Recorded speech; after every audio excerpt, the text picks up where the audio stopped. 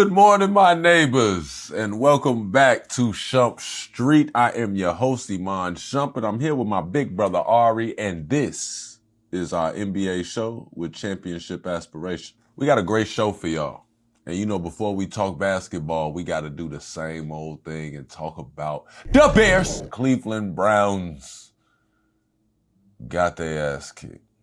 Y'all had 3 points. And I want to say this, you know, as a guy that lived in Cleveland, won a championship in Cleveland, Browns fans don't feel like, you know, y'all played a bad game. You played the fucking Bears. Caleb Williams, 242 yards passing with 2 touchdowns and no interceptions.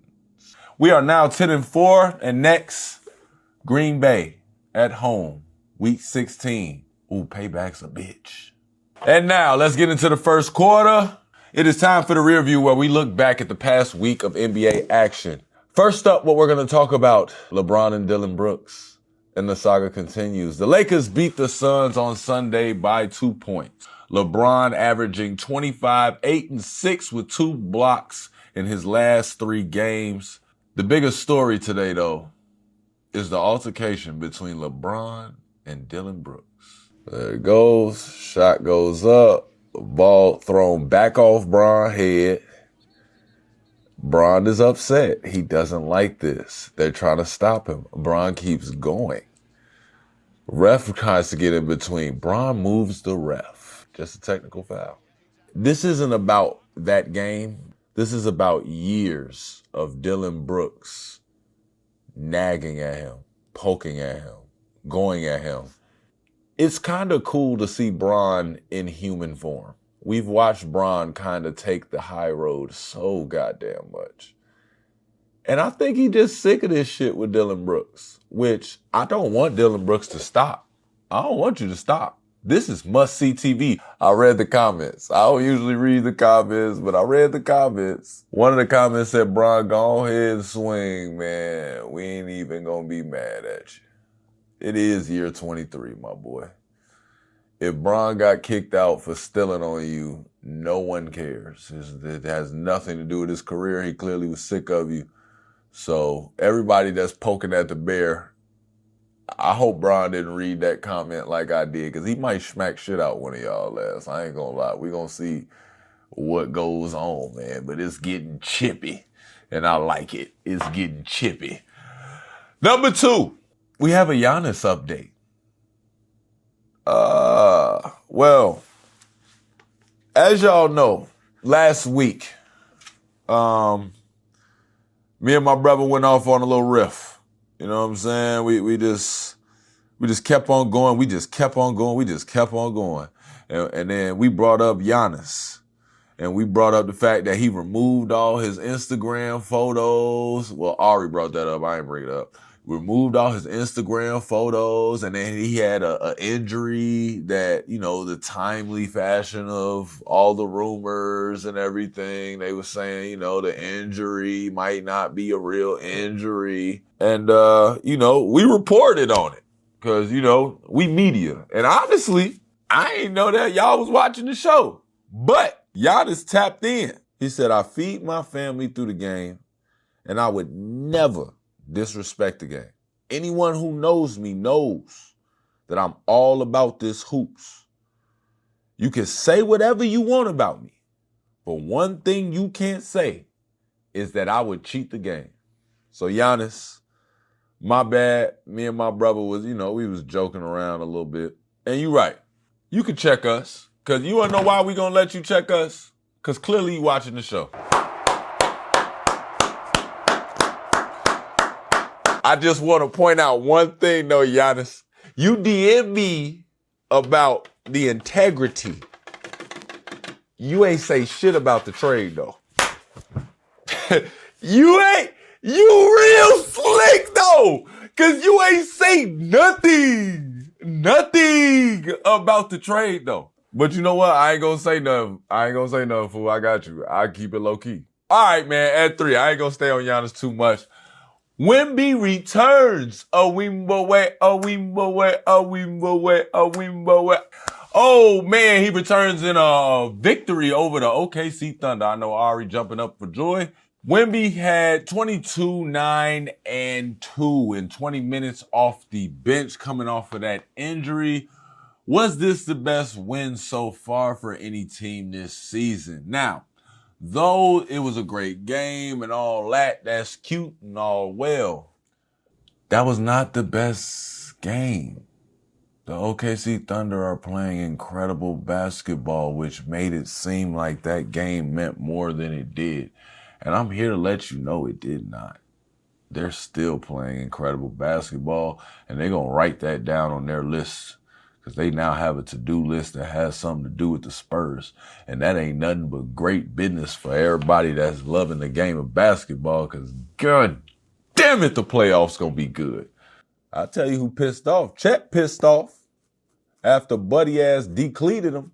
I'm not sure what that was. Grayson, you need to get it together, brother. I don't know what you got going on at home, but that I need to see where the clip is prior to that. He deserved that. I didn't see the break. If there was a breakdown given out, somebody send it in. I didn't see it. Grayson, you cannot decleat somebody in basketball like that when they come in to set a screen, bro. Not without a fight. I'm not sure. You know, I don't know if he pick and choose, though. My man don't be picking and choosing. He really just be going to get Mars, and Mars don't want none of it, apparently.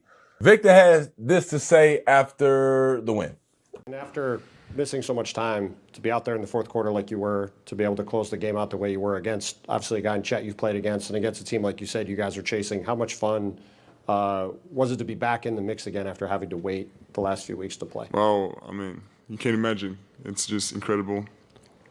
Because I've seen these guys for the last 12 games just get better, do some beautiful things. And I just wanted to be a part of it, you know, and I'm glad that we can still do it when I'm here. I have no doubt, of course, but I'm just glad to be a part of something that's growing to be so beautiful and so pure and ethical basketball, you know. Anytime you start talking about ethical basketball and somebody feels like they're rubbed the wrong way, then motherfucker, y'all need to look in y'all locker room, because him saying that just means they're having a better basketball culture, I feel like.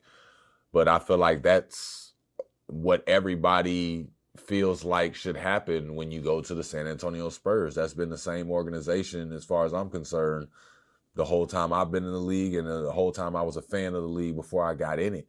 You talk about an organization that top to bottom runs smooth. It's a well-oiled engine. It's going to make sure that winning basketball is played at all times. They're going to go out and hunt players that play winning basketball, and they're also going to transition players that maybe didn't play a brand of basketball that fits the San Antonio Spurs, but they have a nucleus, they have a certain DNA, they have a certain respect that they walk with that can influence somebody that is a dominant player and somebody that plays a different style of basketball, but they can come over there and then now it's plug and play. They can play in this system too. They can flourish in this system too, and they can learn another brand of basketball that can extend their career beyond the years that whatever athleticism or first step move that they had when they were 19, once that runs out, this extends your career and allows you to play into different roles, play into the 3-and-D roles, play into the roles of being a veteran guy that comes over there, gives out leadership, and then, you know, kind of fades off into the sunset, so to speak, as a great career. The Eastern Cup semifinals, Knicks beat the Magic. Jalen Brunson gives us a 40-piece, and he gave it to us with 2 pointers. He is one of the only players in the league at this point that will give you 40 on 2 pointers. As I watched his breakdown of how he scored his 40, all that I could watch was how many points does he score within the 16-foot to 8-foot range. I was just amazed by his ability to get to different spaces on the floor, create space. Jalen Brunson is not going to get to the rim and jump up, cock it back, and do a 360 that you got to worry about. He's just extremely crafty, extremely gifted in studying detail and then matching that with footwork. what he does really well is gets to the outside of your body, and then he hits you with that low center of gravity. He is like a bowling ball. Him being able to bounce off of you, keep his balance is just the DNA of that Big East guard. Like, he is a Big East guard to the T. And the knock on Big East guards historically is that when they get into the league, they don't have the size. Well, I think where he makes up for his size is just getting into your body. It's like watching a short Melo. Ironic that they both played for the Knicks. But watching Jalen Brunson use his body, get into other people's body, he forces you to be unathletic. And if you can play against him with an unathletic mindset, then you can defend him. If you can't do that, then you're gonna need a rover. And when I say a rover, that's somebody that can either deflect passes or somebody that can change his shot at the rim. But Jalen Brunson is a fucking handful. Let's roll the clip. As we watch him get to his spots, notice that he plays in space. Everything that he does is off the dribble, straight line drive, one or two moves to shift your balance, and he makes sure that he plays in an isolated space. But everything he does is either get into your body or create space by faking it downhill. And he's actually a lot quicker than you think he is. His ability to make sure that every move and every step that he makes is always forward progress. There's never really a move that he's made, and I'm talking this as he's in the scoring mode, because there's times that Jalen Brunson has some indecision or he can't break somebody down right away, and that's when we start talking about him needing to learn to get off the ball. But as far as once he's in that comfort zone of scoring and you leave him in single coverage, because I think that was the mistake Orlando made, right? Every time that he tried to do anything like that last year, especially during the playoffs, I think that he saw, if not two defenders, he saw three of them. So, yeah, Jalen Brunson just doing an incredible job of scoring right now. I think he's in an incredible rhythm, scoring, still one of the top guards in the league, scoring the ball, and he's going to continue to do so. Number 5, Joel Embiid, season high 39 points against the Pacers in 32 minutes, scored 22 points and 14 rebounds against the Hawks on Sunday. Do we trust Embiid's latest performance and health? What does this mean for the Sixers the rest of the way? Well, if Joel Embiid can stay healthy, boy, does that look good for the Philadelphia 76ers. We're going to have to monitor that. We're glad to see Joel back. We are glad to see him healthy. The season high 39 points against the Pacers. I don't know if it's because we was talking shit. We was definitely talking shit. I don't know if the podcast is motivating people, but god damn it, he playing better. Shout out to Joel Embiid. In all seriousness, though, I told you, when he's healthy, when he's doing his thing, when he's flopping, when he's making jokes, if he's not in the memes on social media, then he's not doing his thing. So, Joel, get back to doing your thing, get back to laughing, get back to enjoying the game. We love to see you playing well in the stat column.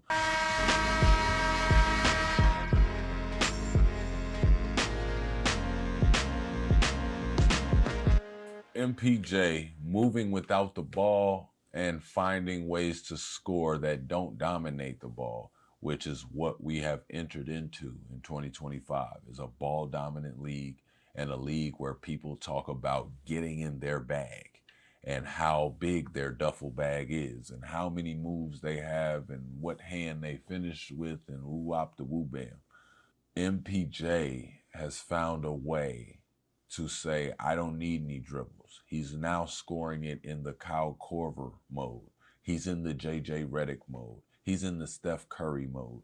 Whereas I'm going to pass this ball, I'm going to use 2 or 3 screens. I'm going to wait because I know that you have to tag this man on this ball screen. You have to do your job. Your defensive principles have to kick in. And the moment you flinch to go do it, I'm going to move again. To where now you have a bigger line of defense that you have to take on, and you have to say, hey, man, I got to go in a full sprint to get back connected, or I have to send somebody to do that switch, and then I have to do a rotation. And whenever you do that, MPJ is now creating a driving lane for his team. He now creates driving lanes for his teammates. He now creates closeouts for his teammates if it creates a rotation. You see he does that fake back screen. A couple of those clips, he runs in there. He looks like he's going to set a back screen. So as soon as that indecision happens between the defenders where they're saying, should we swish it? Should we stay? Should I be up to touch? I don't know. The moment he feels the disconnect, he right away turns it down, takes a handoff, hoists up a three. You start talking about players like that, every team needs them. I low-key think there should be more players that know how to play off the ball. It just makes their job way easier. But anytime that, you have a guy that can play that well off the ball, you also have to make sure that you go get a point guard that is able to play with rhythm, lead with pace, but also be a willing passer. Being a willing passer and understanding the timing of passing and getting somebody the ball to be successful rather than just getting them the ball. Because there's plenty of just getting people the ball, but you might get somebody the ball where their feet ain't set. Did you get somebody the ball with them moving? Did you get somebody the ball when the action happened to where when they catch this ball, they know and everybody in the arena knows if you shoot this ball, the basketball gods say this goes in. I think he has all the tools of somebody that could just score the ball off a triple threat series or somebody that can get it off the handle, come off of a ball screen. He can do and, perform all of those same actions. It's just, I think he has a knack for it, but he probably just feels like, bro, what the fuck am I going to work hard for when I could just, and then I'm wide the fuck open, feet set. I'm ready to hoist this motherfucker. So shout out to him and shout out to the guys that know how to play without the ball. I think those were when I look back at it, I think those were my toughest assignments. I think that naturally you're going to lean toward who was the hardest person to guard and how did you have to do this? And it's like you'll have your hands full with a lot of different assignments that you'll get where you might get James Harden one night, you might get KD, you might get Bron, you might get D Rose, you might get Damian Lillard, and you're going to run into whoever you're going to run into. But I think that one of the things that I underestimated was the night sucked when I had to guard JJ Redick. It fucking sucked. Bellinelli. What the fuck? These are the players that it's it sucks to guard them because you about to run off screen after screen. They not going to stop moving. Every time you make a mistake, they're going to make you fucking pay.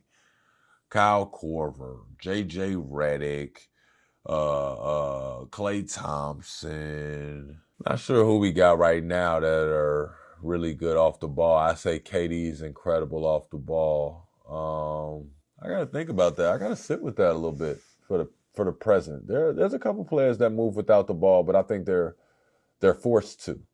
I don't think it's the same type of thing as a Kyle Korver that has to move without the ball. These players just, it ain't enough basketballs on the team, so you better do something to get your shots up.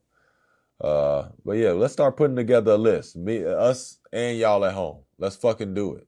Put together a list. Who are the top off-ball basketball players in the league right now? Go. Comment section, fucking go. Go.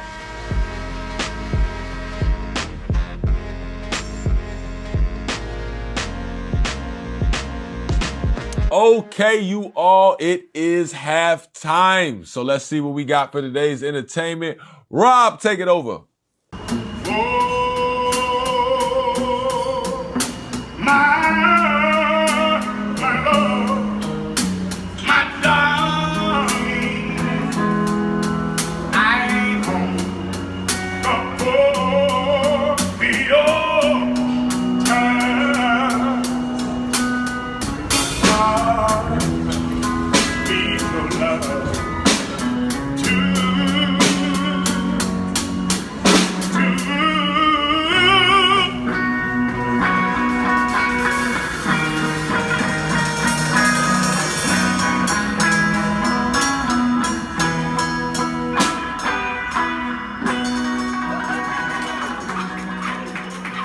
Let's give it up for Mike Young. Now, you guys remember, tag me at Iman Shumpert on Instagram so we could post a video of you performing your talent, whatever that is. Now, that's on Instagram. Tag me at Iman Shumpert, IMANSHUMPERT. Or you can go tag the show, and that is the SHUMP Street Pod, short for SHUMP Street Podcast. That's SHUMPSTREETPOD. Make sure y'all tag us, man. Send the video in. I'm here to let you know we are going to post the good, the bad, and the ugly. And you better not be ugly, because it's going to get funny. I ain't going to lie to you, man. Halftime!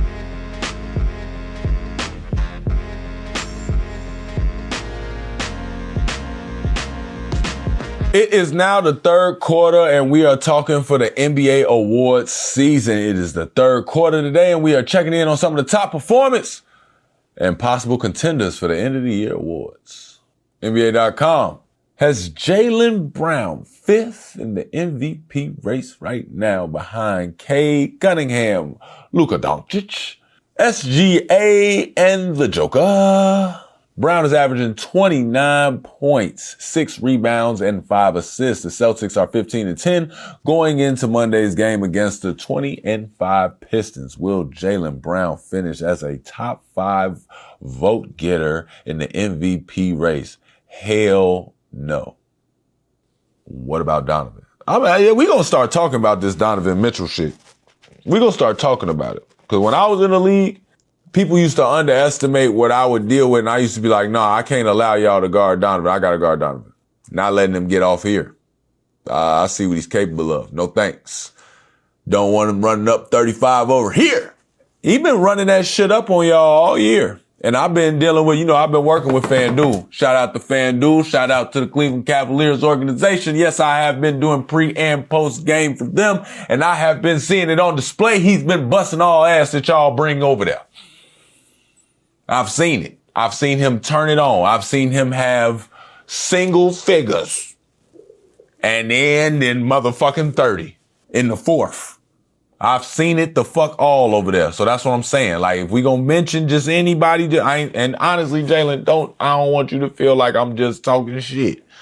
I'm just saying, if we mentioning people for MVP, it's a couple names that need to get thrown in there. That's all I'm saying. Like, you got to sit a little higher than 15-10 to start, bumping them gums. That's all I'm saying. Jalen, get your team together. We're going to get right. We'll discuss this at a later time. You see what I'm saying? So number 2, Derek Queen is currently third in NBA.com rookie ladder, behind my boy Nip.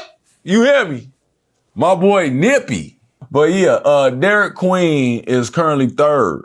Ari, I told you about Derek Queen, but we'll get to that later. You know what I'm saying?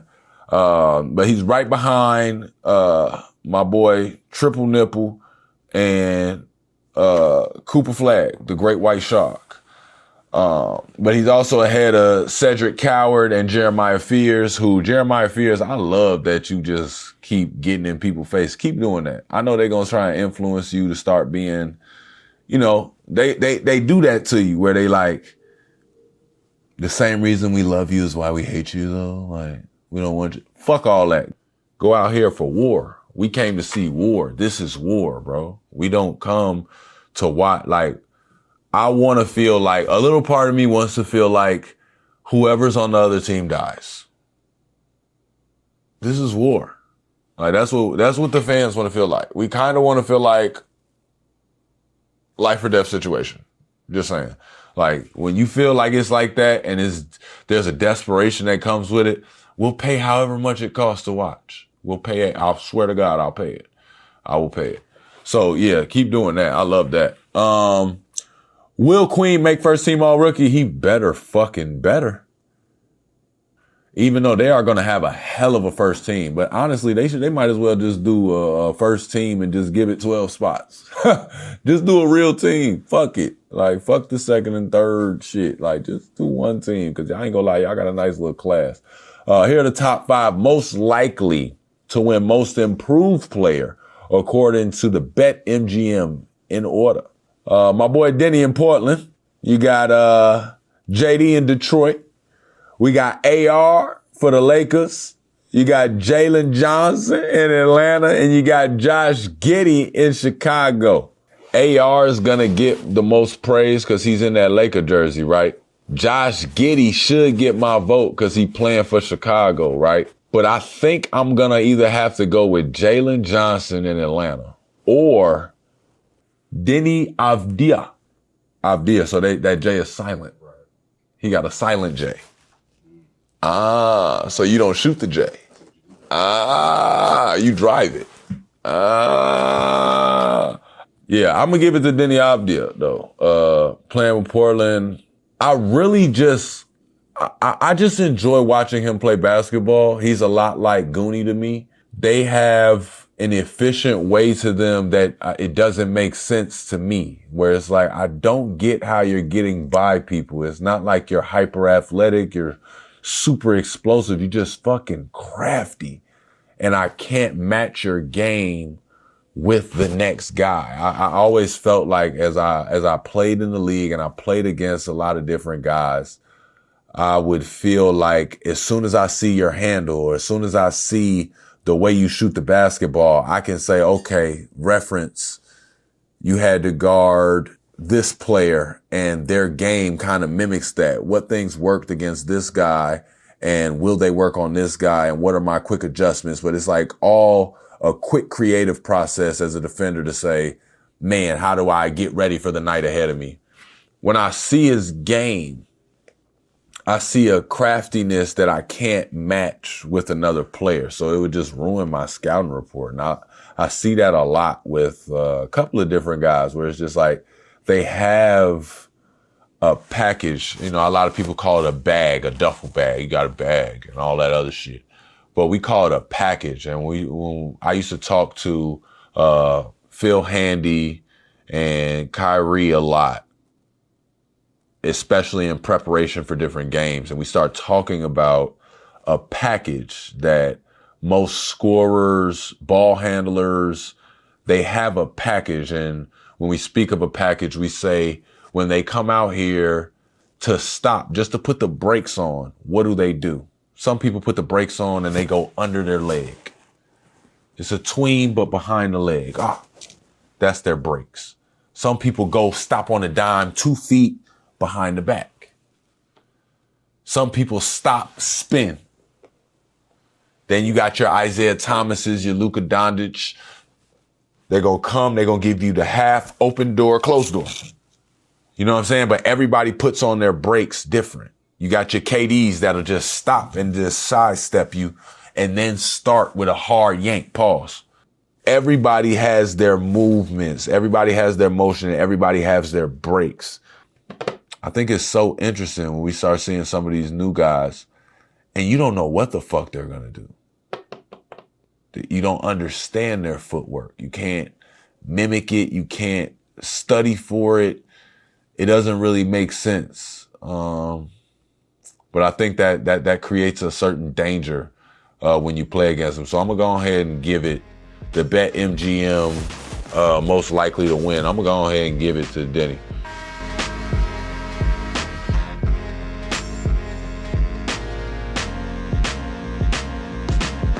All right, welcome to the fourth quarter. And here in the fourth quarter, we like to look ahead at what's come next. Ari, what we got? Let's again do like we do every week and look at the upcoming matchups and the schedule. Let's pick your winners for this week. Let's go. Tuesday, NBA Cup Finals, Spurs and Knicks. Y'all better vote for the Knicks. That was the team that I played for. But it's going to be a hell of a game. I think that's going to be very, very entertaining. Nobody cares that it's the Cup. We just see the Spurs versus the Knicks.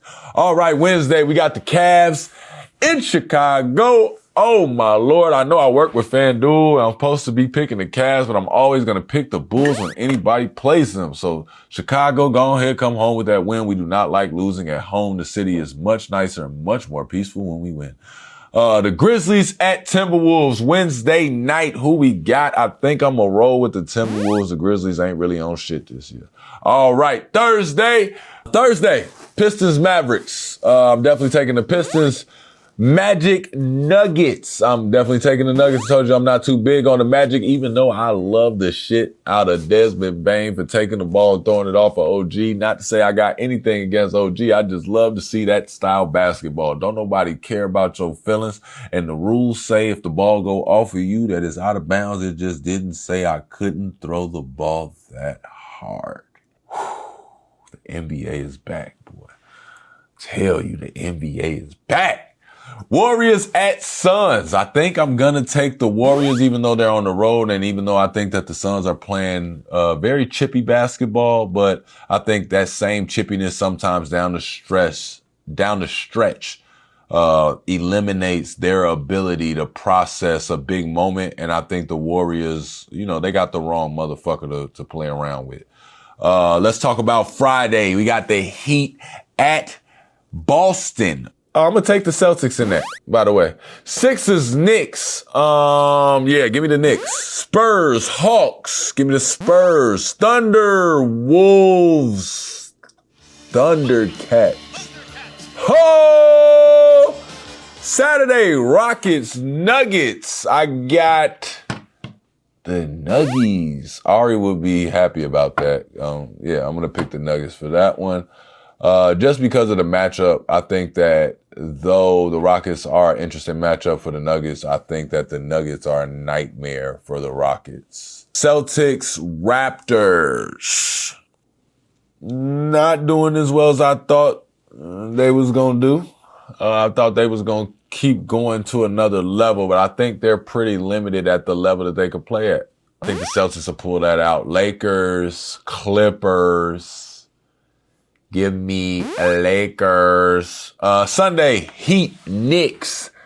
Give me the Knicks tape. Bulls, Hawks. Ooh, y'all doing it in Atlanta.